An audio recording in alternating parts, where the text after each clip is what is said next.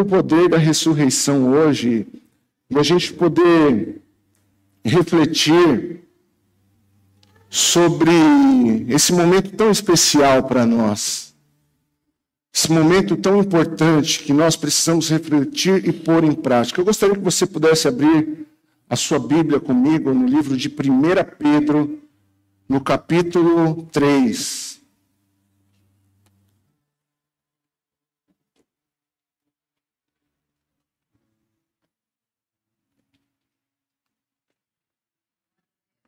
Primeira Pedro, capítulo 3, a partir do verso 18.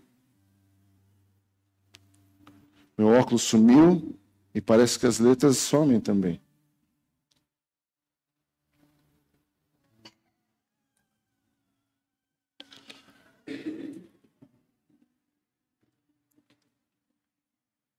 Quando a gente não acha o óculos em casa, adivinha quem acha? A esposa, né? Ela disse que está no meu carro. Eu não sei, tenho minhas dúvidas. Você vai achar. Diz assim: pois Cristo também sofreu por nossos pecados, de uma vez por todas. Embora nunca tenha pecado, morreu pelos pecadores a fim de conduzi-los a Deus. Sofreu morte física, mas foi ressuscitado pelo Espírito, por meio do qual pregou aos espíritos em prisão, aqueles que, muito tempo atrás, desobedeceram a Deus, quando ele esperou pacientemente enquanto Noé construía sua embarcação. Apenas 8 pessoas foram salvas por meio da água do dilúvio. E aquela água simbolizava o batismo que agora o salva.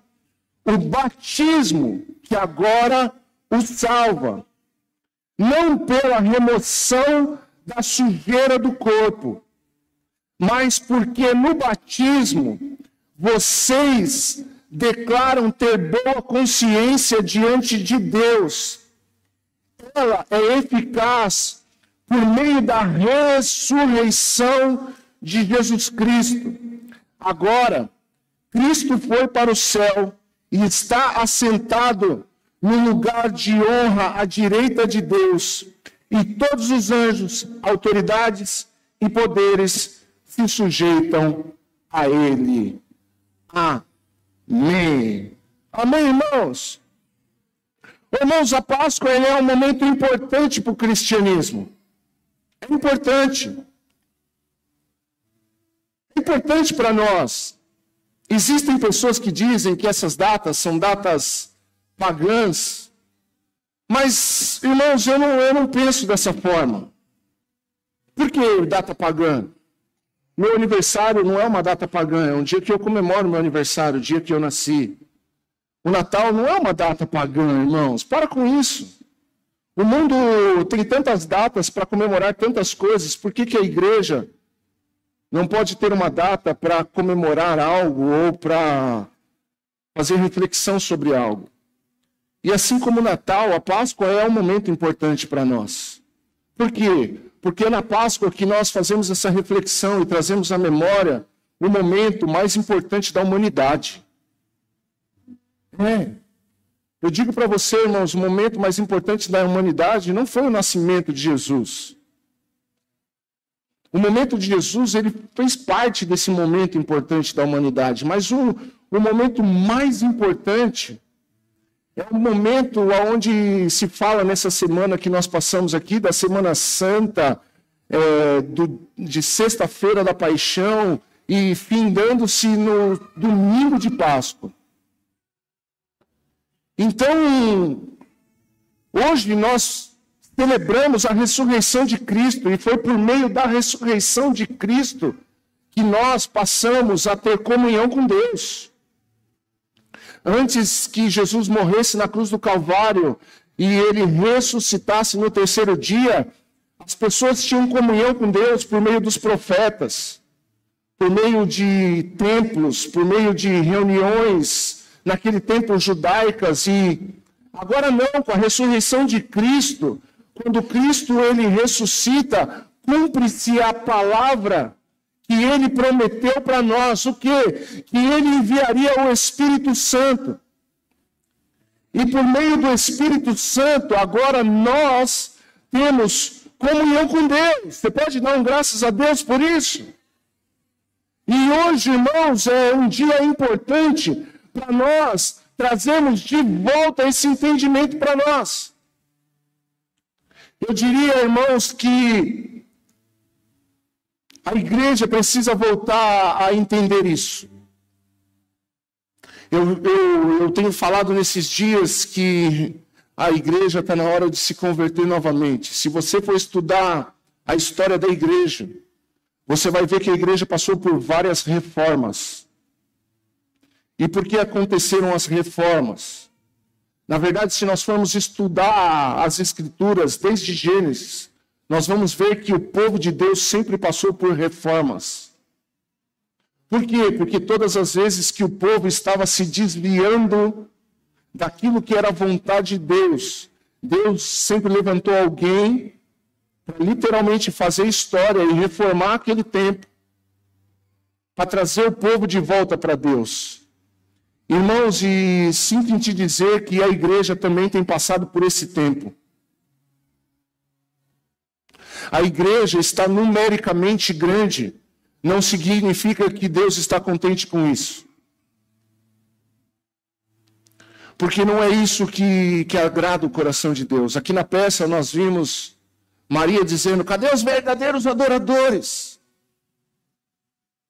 Então, irmãos, nós como igreja, cada denominação resolveu fazer a sua parte, resolveu colocar aquilo que ela pensa, resolveu fazer de um jeito para atrair um certo tipo de pessoas. Mas você já parou para pensar que talvez nós precisamos passar por uma reforma novamente? Porque, irmãos, nós estamos, e eu estou aí com você sentado escutando essa palavra, não sou melhor do que ninguém. Nós estamos talvez passando por um dos piores tempos da igreja. E isso é lícito que aconteça, porque as Escrituras dizem que nos últimos tempos o amor de muitas pessoas esfriaria. Então, talvez não ache que porque numericamente a igreja tem crescido, que ela tem crescido espiritualmente, irmãos. Porque chegar num dia como esse, para nós, às vezes é mais um dia comum. E, na verdade, não deveria ser, e digo mais, a nossa vida não é comum. A nossa vida ela não é comum. Esses dias, eu e minha esposa, nós nos retiramos literalmente para orar. E como Deus falou conosco a respeito do que é ser igreja. E a partir da semana que vem eu quero começar a compartilhar algo com vocês que é muito profundo. Mas não é sobre isso hoje.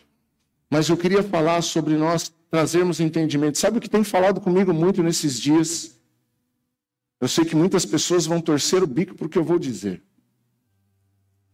Mas o que tem falado muito comigo nesses dias, eu compartilhei com algumas pessoas que estão próximas de mim, é sobre a fé dos nossos irmãos católicos.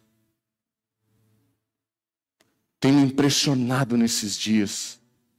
Eu não sei se vocês viram o movimento que um freio da Igreja Católica fez na Quaresma. Quem viu isso? Quem acompanhou? Foi lindo. Muitos católicos acordando às 4 horas da manhã, não é isso? E aí a gente, cristão, protestante, temos a pachorra, como dizia minha mãe. A pachorra de querer condenar todo mundo que não está dentro da igreja evangélica ao inferno. Quando a gente encontra um irmão católico, a gente fala assim, você precisa se converter. E tem muito irmão católico convertido. E tem muito crente, mas muito, um pouquinho mais de crente não convertido. Porque falam, mas os católicos adoram Maria. E a gente adora o quê? A gente adora a religião evangélica, porque a gente fala que é a religião evangélica que leva para o céu. A gente adora um candelabro. A gente adora tanta coisa, irmão. Isso não significa que você não pode ter na sua casa um candelabro de enfeite, como nós temos aqui, como eu tenho na minha casa. Isso não significa, não estou falando a respeito disso, eu estou falando sobre o nosso coração. Sobre o nosso coração. O nosso coração é convertido a Deus. Olha, nós estamos aqui, desculpa eu usar esse exemplo, mas nós estamos aqui, o pai do Mateus está aqui hoje, com a gente, esposo da nossa irmã Valquíria. E onde que você foi, irmão? Quando? Você foi do quê? De bicicleta para Aparecida. Isso é a fé dele. O que nós fizemos essa semana por Jesus? O que nós fizemos essa semana por Jesus? Ele foi até Aparecida do Norte.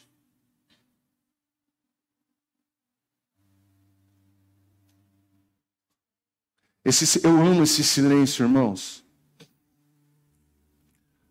Eu amo esse silêncio.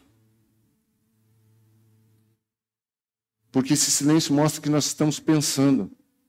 Então a gente tem que parar de se atrever a olhar para os outros e condenar os outros. E começar a olhar para a nossa vida e como está a nossa devoção. Como disse aqui o José na peça. Vocês sabem o que é devoção? Quantos de nós... Você vê muita gente guardando a quaresma. Você sabia, irmãos, a maioria sabe que eu estou trabalhando agora no ramo de alimentação e é incrível como o movimento cai na quaresma. Sabe por quê? Porque as pessoas não comem carne. E a gente? A gente não consegue fazer uma semana de jejum.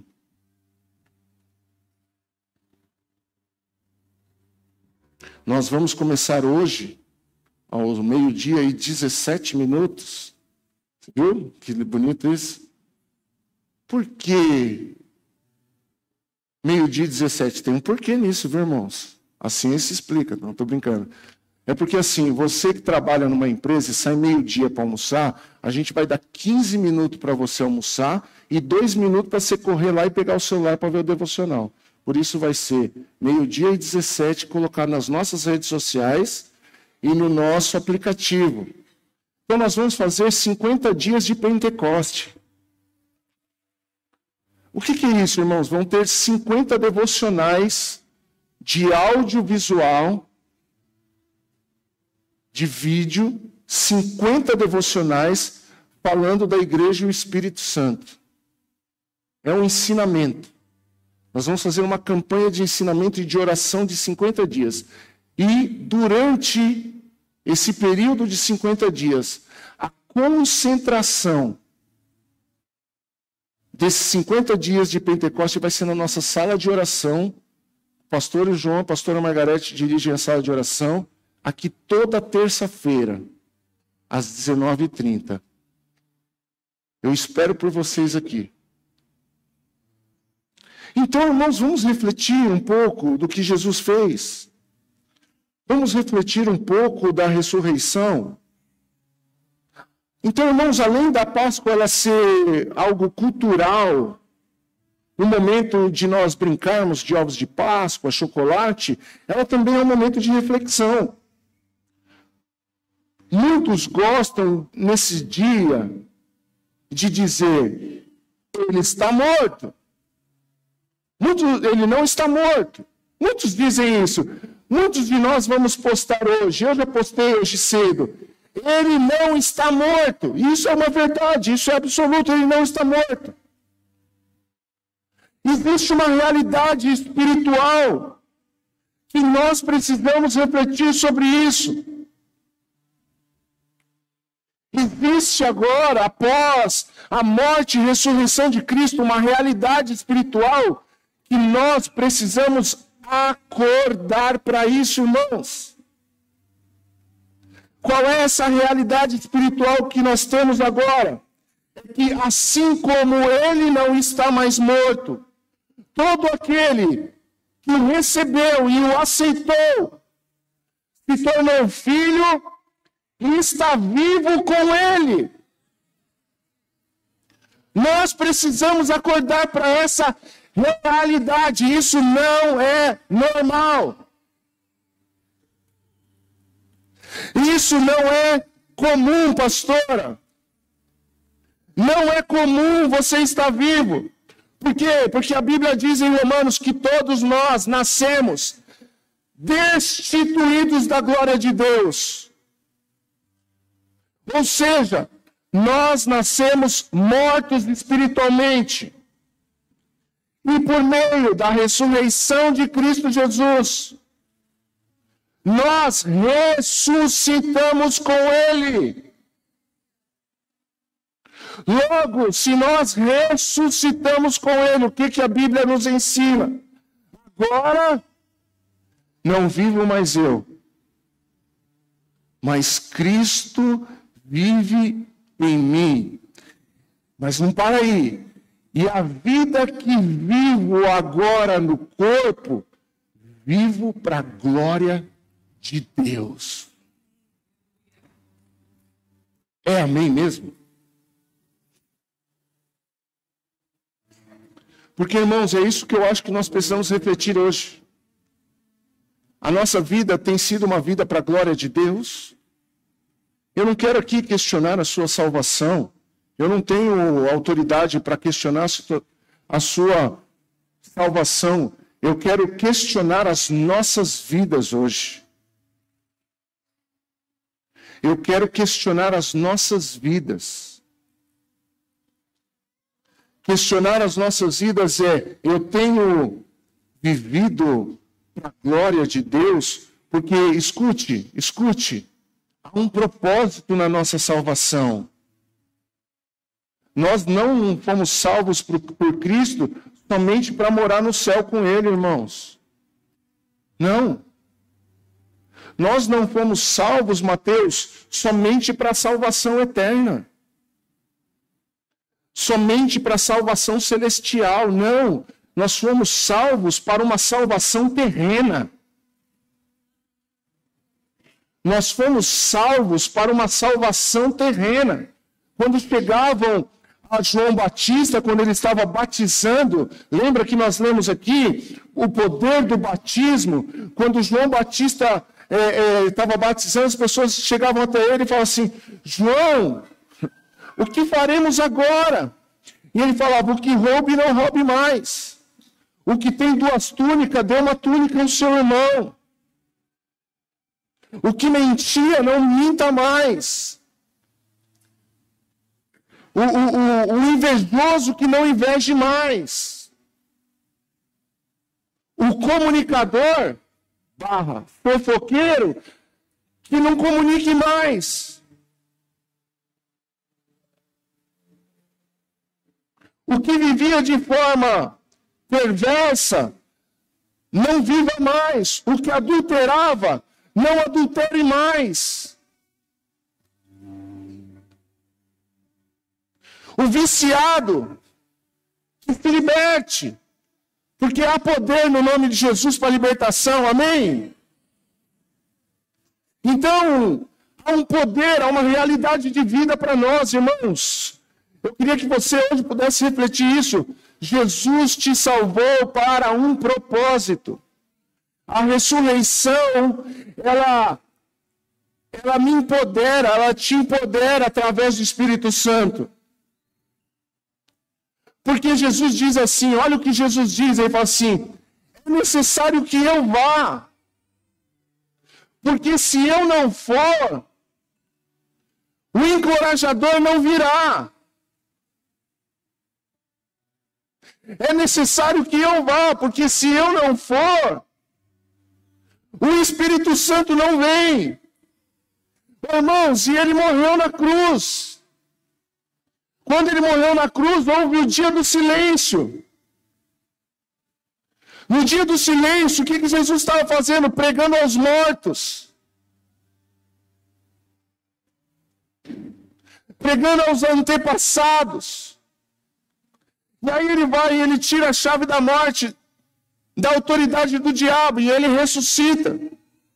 Ah, irmão, se eu fosse você, eu dava um glória a Deus por isso. Ele ressuscita, e quando ele ressuscita, ele vem e fica um tempo com os discípulos,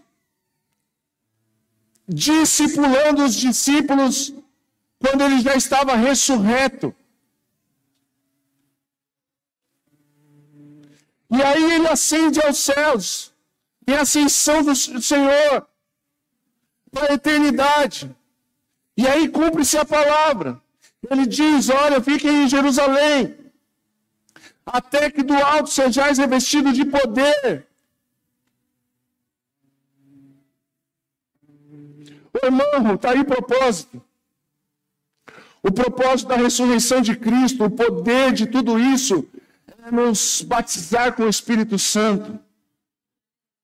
Mas, irmãos, batizar com o Espírito Santo não é o poder para a gente rodar na igreja, para a gente pular, gritar. Isso é uma manifestação pessoal de uma pessoa que está cheia do Espírito Santo. Mas o poder do Espírito Santo é para nós nos tornarmos o Cristo ressurreto na face da terra. O poder do Espírito Santo é para entregar à igreja a autoridade, a legalidade de sermos Ele na face da terra. Se crerem em mim, farão obras como essa e obras maiores ainda.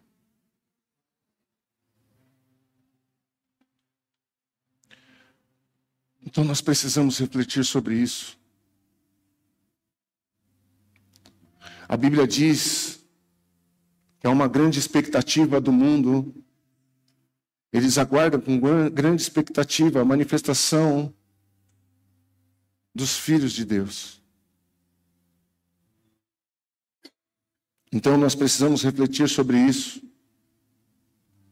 Há um propósito de Deus na minha e na sua salvação, a ressurreição, há um poder que hoje é o dia de nós refletirmos sobre isso.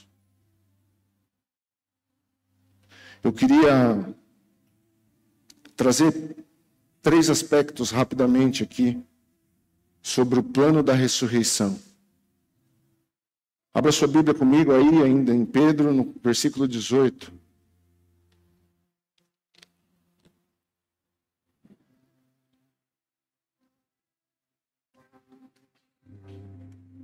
Irmãos, de verdade mesmo, posso falar uma coisa enquanto você está procurando aí?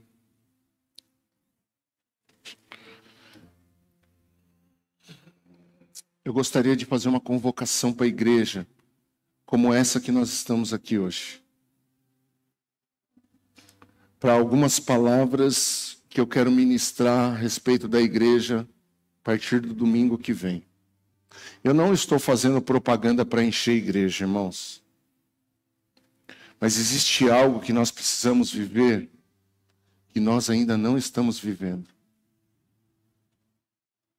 Deus foi tão claro comigo e com a minha esposa nesses dias. Foi tão claro, existe algo tão poderoso para a igreja, que nós estamos tão distantes, mas eu estou motivado e encorajado a estabelecer aquilo que Deus tem proposto para a igreja. Custe o que custar. Vamos lá? Plano da ressurreição. Primeiro, Ele ressuscitou, ou seja, Ele morreu por causa dos nossos pecados. Diz aí, pois Cristo também sofreu os nossos pecados, por nossos pecados, de uma vez por todas, embora nunca tenha pecado, morreu pelos pecadores a fim de conduzi-los a Deus. Sofreu morte física, mas foi ressuscitado pelo Espírito. Irmãos, Jesus morreu para pagar o preço pelo nosso pecado. Irmãos, um dia ele foi julgado no nosso lugar. A Bíblia diz que ele foi levado como ovelha muda ao matadouro. Ah, se nós tivéssemos... Comece a escrever a peça aí, Bia. Ah, se nós tivéssemos noção do tamanho do sofrimento de Jesus no dia que ele foi açoitado.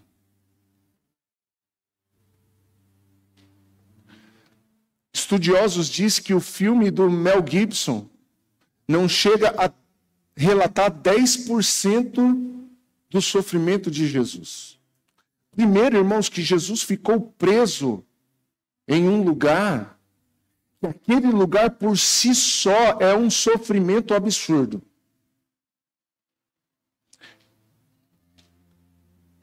Eu quero falar isso com humildade, irmãos, não com arrogância. Eu estive lá.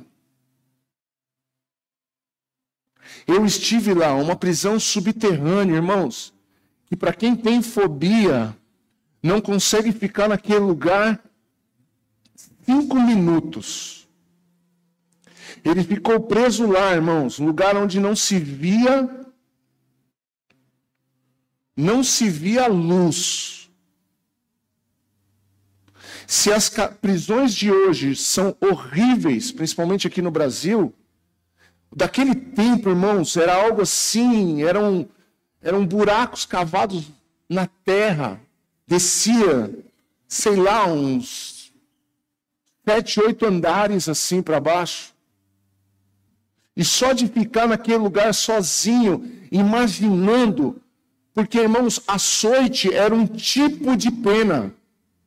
Ou seja, quando falava que ia ser açoitado, a pessoa sabia o que ia acontecer. Sabia que tipo de ferramenta ia usar para açoitar.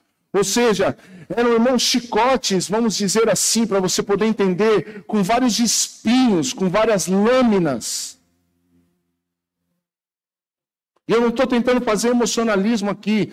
Eu estou tentando te levar a mente de Cristo para ele preso, Rubian, lá embaixo, naquela prisão, pensando, a hora que eu subir, eles vão usar aquele tipo de ferramenta contra a minha pessoa. Você lembra Jesus no Getsemane? Pai, se possível, passa de mim esse cálice. Irmãos, ele não falou isso para virar uma historinha da Bíblia. Ele falou isso porque ele sabia das ferramentas que seriam usadas contra ele. Ele sabia que iria morrer nas mãos dos romanos. E os romanos, irmãos, a pena de morte era crucificação. Você imagina depois de um açoite, você ser crucificado e ficar preso pelo peso do seu corpo a pregos até a morte?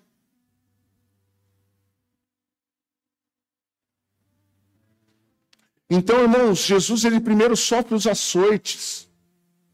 E aí, irmãos, é inevitável a gente pensar que esse açoite era meu e seu.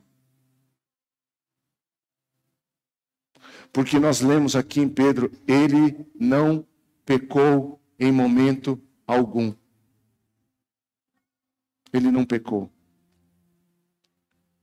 Mas ele sofreu por nós. E depois disso, irmãos, ele é levado para fora e colocam a cruz que ele seria crucificado nos seus lombos. Irmãos, e o trajeto que Jesus percorreu com a cruz nas suas costas não é um trajeto curto. Vou te dizer, mais ou menos, como daqui na Reale Júnior, mais ou menos. Mais ou menos, pastor? Um pouquinho mais, talvez. Com uma cruz nas costas. E as pessoas xingando, cuspindo, falando um monte de bobagem para ele. E ele estava fazendo isso mudo, calado pela minha vida e pela sua vida. Porque quando você vai ler a oração de Jesus em João 17, o que ele diz? Senhor, eu não oro por eles, pelos discípulos. Ele fala, mas eu oro por aqueles que vão crer por causa deles.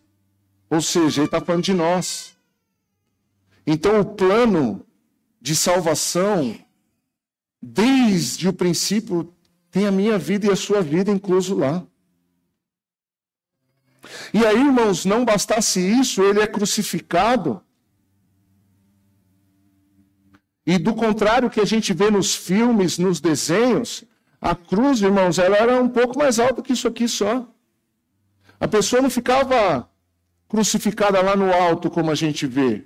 A cruz era um pouco maior que isso e a pessoa ficava crucificada nessa altura. Cerca de 10 centímetros, 20 centímetros para cima do pé só. Sabe por quê?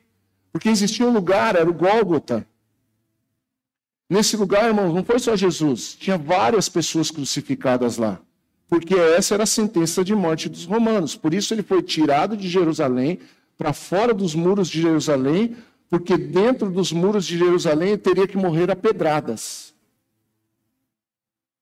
Que é a morte, pena de morte judaica. Então, irmãos, ele está lá, nessa altura. E por que nessa altura, Fernanda? Por que era essa altura? Para que as pessoas pudessem passar e ver as pessoas, e ficava escrito em cima da cruz a causa da pena dele. Então as pessoas passavam, podia cuspir na pessoa, podia tacar pedra na pessoa, podia bater na pessoa. Então, irmãos, a pessoa estava lá na cruz do Calvário, e aquilo na cruz, e no Gólgota, e o sofrimento não é só aquele, o sofrimento era enquanto ele estivesse vivo, ele continuaria recebendo insultos pela sua morte, pelo seu crime. E aí Jesus estava na cruz do Calvário e as pessoas diziam, você não era o rei dos judeus? Cuspia nele. Mas você não sei o que lá. Lembra que eu estou com sede, e alguém vai lá e pega uma esponja com vinagre e molha a sua boca e coloca nas suas feridas. Irmão, imagina alguém pegar o vinagre e colocar no seu ralado. Pastor, por que você está falando tudo isso? Porque nós precisamos ter consciência. Sabe o que nós lemos? Nós lemos que o batismo mostra que nós temos boa... Coloca lá, versículo 2. O próximo versículo, perdão. Deixa eu achar aqui. Versículo 21. Diz assim... E aquela água simboliza o batismo, que estava falando do dilúvio, que agora o salva, não pela remoção de sujeira, mas porque no batismo vocês declaram ter boa consciência diante de Deus. O que é boa consciência?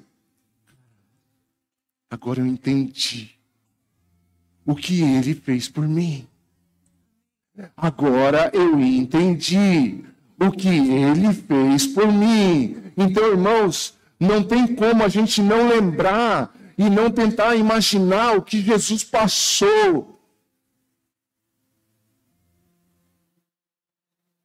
Porque, irmãos, desculpa, mas é tão bom ter ido naquele lugar, porque se você vai naquele lugar, você consegue ter uma dimensão ainda maior. Porque a nossa dimensão, às vezes, é uma dimensão do filme.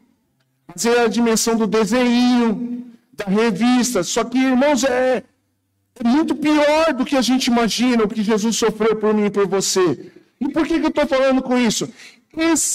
Essa foi a moeda de troca pelo pecado da humanidade. Esse foi o preço pago pela sua vida. Por você. Esse foi o preço pago pelo Vitor, pela Natália, pela Valéria, pelo Sebastião, pela Juliana. Perdão. Foi esse preço pago pelo Luiz, pela Tamires, pelo Cauã, pelo David, pelo Márcio, por mim. Teve um preço. Teve um preço que deu a oportunidade da gente se tornar igreja. Agora, irmãos, nós precisamos dar a resposta adequada a esse valor que foi pago pelas nossas vidas. Nós precisamos dar uma resposta. A resposta é o que? A sociedade, pastor? Não. Uma resposta a Deus. Por quê? Porque a palavra de Deus diz: tudo que você fizer, faça como se fizesse a Deus e não aos homens. A igreja não foi constituída para se tornar um povo manifestante. Mas a igreja foi constituída para se tornar um povo à imagem e semelhança de Deus, o Deus Altíssimo. As pessoas precisam ver Deus na igreja. E esse foi o poder liberado para nós na ressurreição. A igreja não é para fazer faixa, ir para a rua, e somos crentes. Não, irmãos. É para a gente ser crente assim, ó. Não é a gente que tem que falar que é crente, as pessoas que precisam dizer: ele é. Eu tenho certeza que ele é. Desculpa, irmãos, a igreja não foi constituída para marchar para Jesus. A igreja foi constituída para ser um povo diferente. E esse é o poder da ressurreição. Segundo aspecto, irmãos, que nós precisamos refletir é que por meio da ressurreição, nós temos vida espiritual. Nesses dias a gente tem falado aqui na igreja bastante a respeito das coisas espirituais. Na quinta-feira a Karina ministrou aqui que a nossa vida comum é um culto a Deus. Quem não veio perdeu, mas dá para você ver no YouTube ainda. Então nós precisamos entender que a ressurreição, o que ela fez? Você tem vida espiritual. Você tem vida. Estou falando morte. Vida espiritual. Vida espiritualmente. E vida com Cristo. Olha o que a Bíblia diz em 1 Pedro, agora no capítulo 1, volta um pouco, versículo 3.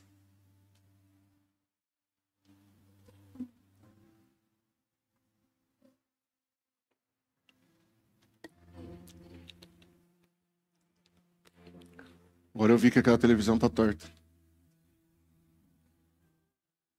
Isso é tremer. Não vou conseguir mais pregar, vou ter que pregar assim.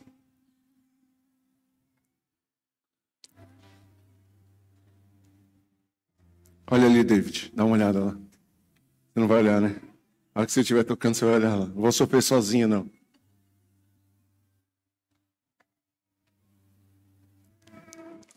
Só quem tem toque sabe. Todo louvor seja a Deus, o Pai de nosso Senhor Jesus Cristo, por sua grande misericórdia. Ele nos fez nascer de novo, por meio da ressurreição de Jesus Cristo dentre os mortos. Agora temos uma viva esperança. Irmãos, nós nascemos de novo para fazer do jeito certo. Por que o Senhor nos faria nascer de novo, Ataíde? Para fazer as mesmas coisas que nós fazíamos quando nós não éramos filhos escolhidos. A Bíblia diz que Ele nos fez nascer de novo, José. Através da ressurreição, nós nascemos de novo. Você sabe o que é isso, irmãos? Você entrega a sua vida a Cristo e Ele te dá uma outra chance.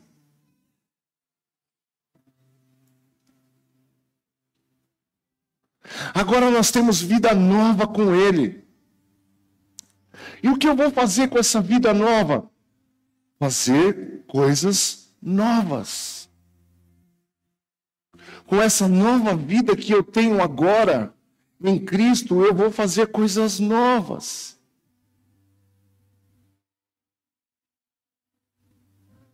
Sabe qual que é o problema, irmãos, nosso? É que a gente vive achando que a gente está na igreja para agradar alguém. Às vezes a gente está, eu não posso ir na igreja porque o pastor vai ficar bravo se eu faltar, eu tenho que ir na igreja. Você não vem na igreja para mim. Se você está vindo na igreja para mim, irmãos, por favor, não venha mais. Você está vindo na igreja por causa de Cristo, na comunhão dos santos. É isso que nós estamos fazendo aqui. Isso aqui não é um clube de performance, irmãos. Quem é mais crente, quem é mais salvo, quem é mais perfeito, não. A igreja é a comunhão dos santos. A igreja é a reunião do corpo de Cristo. Então nós nascemos de novo, e quem nasceu de novo se reúne com quem nasceu de novo. É isso que nós temos que avaliar. Eu nasci de novo, eu tenho vivido no meio dos mortos ou no meio dos vivos? É forte isso. E nascer de novo, irmãos, desculpa, não é estar na igreja. Nascer de novo é a pessoa que entregou a sua vida para Cristo e agora tem a palavra de Deus como o seu guia de vida, como o seu espelho de vida. A Bíblia é o espelho que eu preciso olhar para ele e me ver lá. Porque se eu não estou me vendo nesse espelho, não é na frente desse espelho que eu tenho passado o tempo. Se eu não me vejo nesse espelho, se eu não estou me vendo nele, se eu não estou me parecendo com ele, não é na frente desse espelho que eu tenho passado muito tempo. Às vezes eu tenho passado muito tempo no espelho do mundo. Porque aí a gente vê, irmãos, Deixa eu ver um bonitão. Você vê o Leonardo, eu tô brincando. Você vê sei lá, Cristiano Ronaldo, bonitão, mulheres? Ah, tá com o marido do lado aí, ninguém responde, né? É bonitão ou não? O que você acha? Não? Fala um aí. Fala, pode falar. Quem? Daniel, gente. Você sabe que Daniel é? Tem algum Daniel aqui hoje ou não? Tem? Não levanta a mão, né? Porque acho que ela está achando você bonita, né? Cantor Daniel, irmãos. Quem falou? Nossa, quem falou? Você, Júlio? Foi você? Eu concordo. Nossa! Uma vez eu levei ela num show do Daniel, irmãos. É verdade, a gente tinha uns meses de casado. Ela pagou para eu ir. Ela ganhava mais que eu, ela comprou o ingresso, né? A gente comprou, sabe aquele show que sentava assim, todo mundo pertinho? Aí o Daniel olhou para ela e ia chamar ela para dançar. Pergunta se ela dançou. Porque se você dançar, você dança. Falei para ela assim, se você subir, eu vou embora. Ela baixou a cabeça. Tá vendo, homens? Você é louco, irmão, ele casou com uma fã. Daniel, irmãos. Aí você olha para o Daniel e fala, Daniel não dá, irmão. Fala um bonito aí. Vou pregar a palavra que é mais séria. Mandou falar Rubian. Aí a gente passa tempo, irmãos, olhando o espelho do mundo. E a gente quer se tornar parecido com o que a gente vê lá. E aí a gente não olha para o espelho da palavra que vai nos fazer refletir a imagem e semelhança do Pai. Então é isso que nós precisamos refletir. Irmãos, através dessa dessa ressurreição, nós temos viva esperança. Viva esperança. Só por meio de Cristo, irmãos, nós conseguimos ter uma esperança de verdade. Esperança no quê, pastor? Em tudo, irmão. Em tudo. Por meio de Cristo, a gente vê esperança onde não existe esperança. E isso só foi proporcionado para nós. Nós só podemos ter isso, irmãos, porque um dia Ele ressuscitou.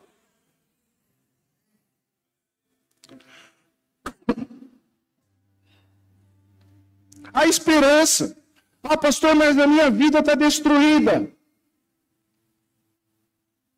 Em Cristo há esperança para a sua vida. A minha família não vai bem. Em Cristo há viva esperança para a sua família. A minha vida profissional está um caos. Em Cristo há esperança para a sua vida profissional. Há esperança. Agora, irmãos, nós precisamos mergulhar nele. E por fim, que eu queria que nós pudéssemos pensar a respeito disso, terceiro ponto e último, é que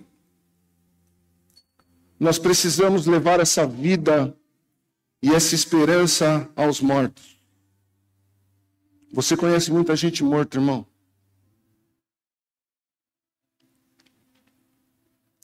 Você conversa com muita gente morta. E não é espiritismo, não. É muita gente que está do seu lado e não tem a vida de Cristo que você tem. E sabe o que a gente está fazendo, irmãos? Como igreja, nós temos nos exibido com a nossa vida de Cristo. A igreja tem se exibido com a vida de Cristo. Olha, minha igreja é maior, minha igreja é melhor, minha igreja tem isso, minha igreja tem aquilo. Não é para isso. Isso é uma exibição. Olha, agora eu sou crente. Agora eu não bebo mais. Não adianta você não beber mais se os seus amigos lá continuam bebendo. Se isso não causar impacto na vida de ninguém. Ah, mas agora eu sou. Então, nós somos para algo, irmãos. Eu quero ler uma história aqui de um homem judeu que foi chamado por Jesus para ser um discípulo. Abra sua Bíblia comigo em Atos, no capítulo 2. Eu quero falar sobre Pedro, um pescador, que assim como muitos naquela região, praticavam o judaísmo.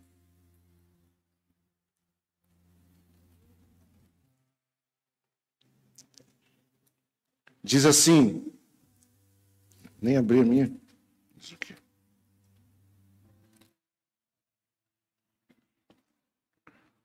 Atos, no capítulo 2, a partir do verso 22.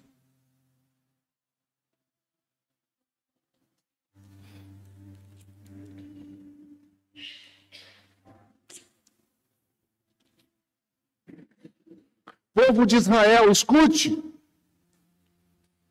Deus aprovou publicamente Jesus, o Nazareno, ao realizar milagres, maravilhas e sinais por meio dele, como vocês bem sabem. Ele foi entregue conforme o plano pré-estabelecido por Deus e seu conhecimento prévio daquilo que aconteceria. Com a ajuda de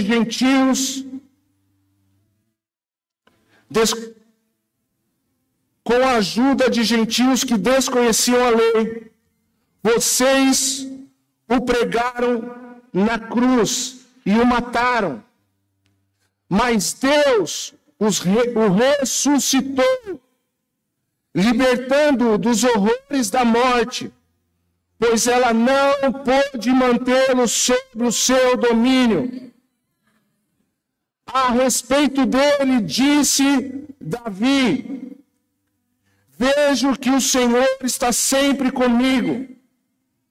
Não serei abalado, pois ele está à minha direita.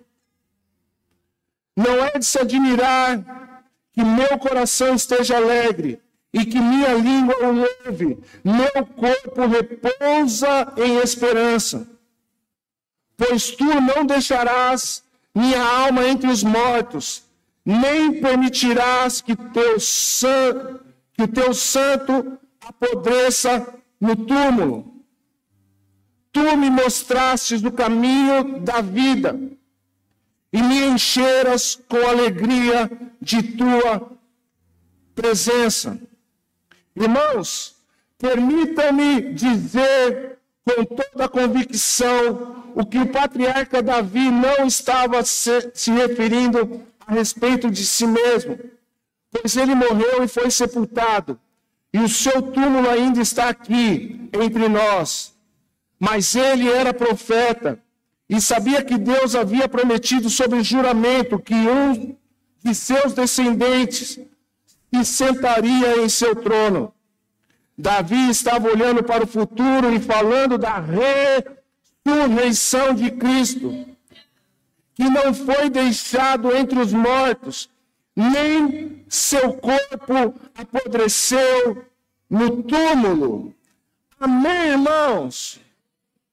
Foi esse Jesus que Deus ressuscitou, e todos nós somos testemunhas disso. Ele foi exaltado ao lugar de honra à direita de Deus, e conforme havia prometido, o Pai lhe deu o Espírito Santo que ele derramou sobre nós, como vocês estão vendo e ouvindo hoje. Pois Davi não subiu ao céu, no entanto disse: o Senhor disse a meu Senhor: sente-se no lugar de honra à minha direita. Aleluia. O que Pedro estava fazendo aqui, irmãos? Pedro e os discípulos que estavam com ele e ficaram ali durante 50 dias, aguardando a promessa se cumprir. Agora eles estão cheios do Espírito Santo. Escute, preste atenção porque eu vou encerrar aqui. Eles estavam cheios do Espírito Santo. E diz que línguas como de fogo caíam do céu. E eles foram cheios do Espírito Santo, e houve um grande mover ali de línguas estranhas. Essas línguas estranhas, irmãos, não é aquela oração, Arabassuri, Araná, não é. Era pessoas, cada uma falando no seu idioma, e as pessoas se ouvindo, se entendendo. Não é sobre isso, não vou explicar isso agora. Mas o que acontece? Eles são cheios do Espírito Santo, e o que eles vão fazer? Eles não começam a se exibir com o Evangelho. Pedro, um homem que foi escolhido por Jesus no meio de um momento, de um dia ou de uma noite, que ele acaba de passar por um caos. Porque para um pescador cheio de famílias no barco, voltar de uma noite de pesca sem peixe é o verdadeiro caos. Um homem que começa a ser lapidado por Jesus. Um homem que em um determinado momento é chamado de diabo pelo próprio Jesus. Jesus chega para Pedro e fala: sai daqui, Satanás. Um homem que estava junto com Jesus e ele comete o erro de cortar a orelha de um sacerdote. Pedro que foge negando Jesus logo após a sua morte. Ou melhor, quando Jesus é capturado. Um homem que foge e nega Jesus por 3 vezes nós conhecemos. Um homem que agora, depois da morte de Cristo, ele ele incita outros discípulos a abandonarem o caminho. Esse era Pedro. Pedro diz, olha, eu não resta outra coisa a não ser voltar a pescar. E muitos outros falam, Pedro, nós vamos com você. Então, Pedro, naquele momento, abandona o seu chamado. Mas dias depois, ele estava num lugar na Galiléia chamado Taba, pescando com alguns discípulos. E ele vê um homem na beira do lago, perguntando, ei, vocês têm alguma coisa para comer aí? Pedro é esse homem que veste a sua capa, pula no rio e vem ao encontro de Jesus. E Jesus leva ele de canto e fala, Pedro, tu me amas? Aí Pedro entendeu, irmão, se a minha pergunta para você hoje é, e aí, você ama Jesus? Você ama Jesus? Jesus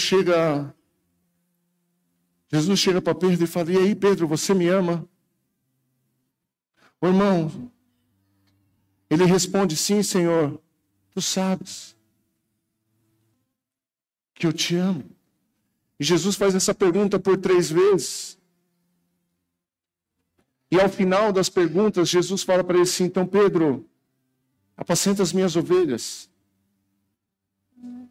Preste atenção nisso.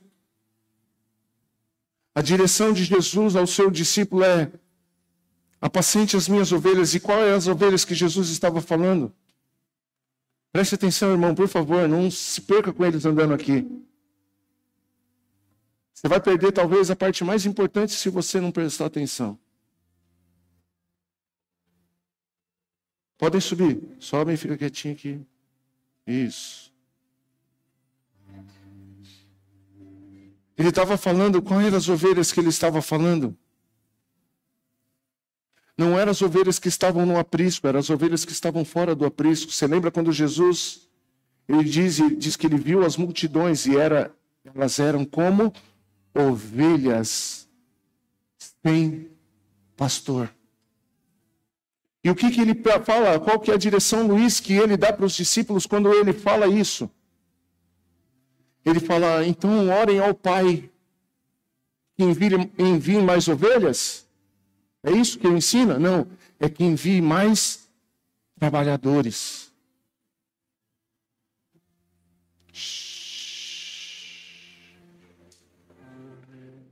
Envia mais ovelhas. Não, ele falou, envia mais trabalhadores. Por quê?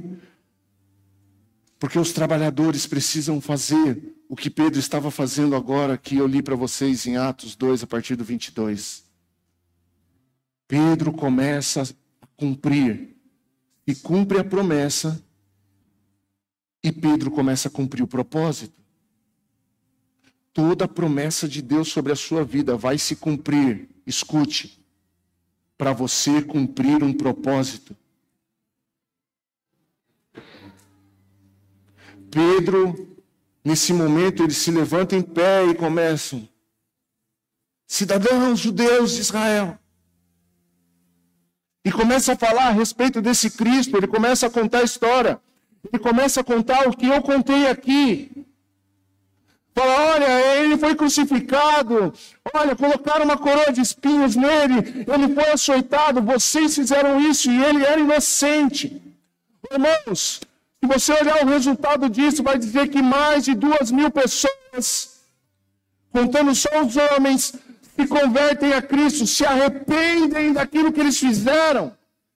Esse é o propósito da ressurreição.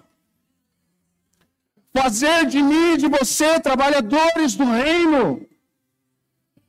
E trabalhar no reino não é tocar bateria, não é tocar algum instrumento, não é dançar aqui. Tudo isso coopera com a congregação dos santos, mas isso não é ser um trabalhador da seara. O trabalhador da seara é aquele que vai atrás das ovelhas. E não é o pastor que vai atrás das ovelhas. O pastor vai atrás das ovelhas quando ele está na posição de ovelha. Porque assim como eu pastoreio a sua vida, tem alguém que me pastoreia. Então eu também sou ovelha. Então, quando eu sou ovelha, eu vou atrás de ovelhas. E você é ovelha. Mas nós precisamos ter a consciência do propósito que essa ovelha se tornou a imagem e semelhança de Cristo. Você tem a imagem do Cordeiro, meu irmão. Nós temos a imagem do Cordeiro. E tem um propósito de Deus na salvação nossa, meu irmão. E está na hora da gente despertar para isso. Não é sobre o quanto de dinheiro você ganha. Não é sobre qual tipo de casa você mora. Não é a marca do carro que você anda. Tudo isso é fruto do seu trabalho. Planta e colhe. E está tudo bem. Você pode ter um carrão, você pode ter uma casona. Não tem nada de errado disso. Como você pode passar a vida inteira morando numa casa simples, andando de um carro simples, ou talvez você nunca terá um carro. Não é sobre isso. O Evangelho nunca foi e nunca será sobre isso. O Evangelho, meus irmãos, não é sobre a gente vir na igreja para ser abençoado. Você não precisa vir na igreja para ser abençoado. Você vem na igreja porque você faz parte de um exército de Deus. Nunca venha para a igreja com a mentalidade, eu vou lá porque o pastor vai pregar uma palavra e de repente eu vou ser abençoado com isso. Não, vem para a igreja e fala, eu estou indo para o treinamento. Eu estou indo para o treinamento, eu estou indo para a forja. Muitos de nós fomos assistir aquele filme A Forja e saímos de lá impactados. Verdade ou mentira? Muitas pessoas, pastor, vamos fazer. Não, quantas pessoas se tornou aquilo que assistiu no filme? Você se tornou aquilo que você assistiu no filme? Então não adianta a gente querer fazer na igreja o que a gente não se tornou ainda. Porque a gente está aqui, irmãos, é para se tornar, não é para ter coisas. Você quer ter coisa? Você quer? Trabalha duro para isso. Guarda dinheiro, administra bem suas finanças. Você vai conseguir comprar um carro. E você vai. Lógico que existe um poder sobrenatural. Aí é de outra ordem. Que é dízimo e oferta. Mas não vou falar sobre isso hoje. Eu quero falar em quem você se tornou. Em quem você precisa se tornar. Não é a cor do seu cabelo. Não é se você anda de calça ou de bermuda. Não é se você pinta ou não a unha. É quem você se tornou. É quem você se tornou. É a pessoa que você é agora. Existem pessoas esperando por você. Existem pessoas que trabalham do seu lado. Existem pessoas que andam de skate com você. Existem clientes que entram naquele lugar. Existem casas que você entra para colocar um ar-condicionado. Existem pessoas que vão na sua casa comprar uma carne. Existem pessoas que fazem academia com você. Existem pessoas que andam de cavalo comigo. Quem está entendendo? Existem pessoas que vão comprar um sorvete lá. E o refrigério que ela precisa não é do sorvete. É daquilo que você tem para falar para ela.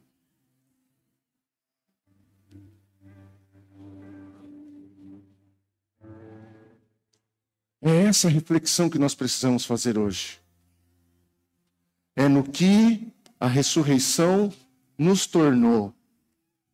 Por que você está com dengue fazendo uma peça dessa? Porque Deus te escolheu. Porque Deus te escolheu, porque você é filha dele. Porque Deus sempre cuidou de você, filha. Ele sempre vai cuidar de você. E hoje Ele está te dando viva esperança. Viva esperança. Mas eu sou nova demais. Jesus fez desde bebê. A história da sua casa vai mudar pela sua vida. Você crê nisso? A história da sua casa vai mudar por causa da sua vida. A história da sua casa vai mudar por causa da sua vida. Deus te salvou para salvar a sua casa. Gostaria que você se colocasse de pé nessa manhã.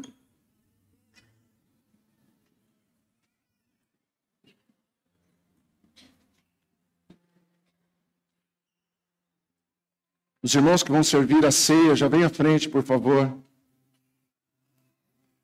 Vem para frente.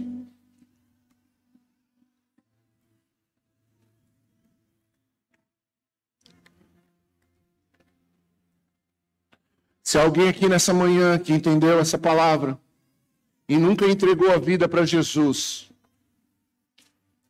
eu queria te convidar nessa manhã. Se tem alguém nessa manhã aqui que ouviu essa palavra e sentiu no coração, pastor, eu quero entregar minha vida para Jesus. Se você está aqui, levanta a sua mão, eu quero orar com você.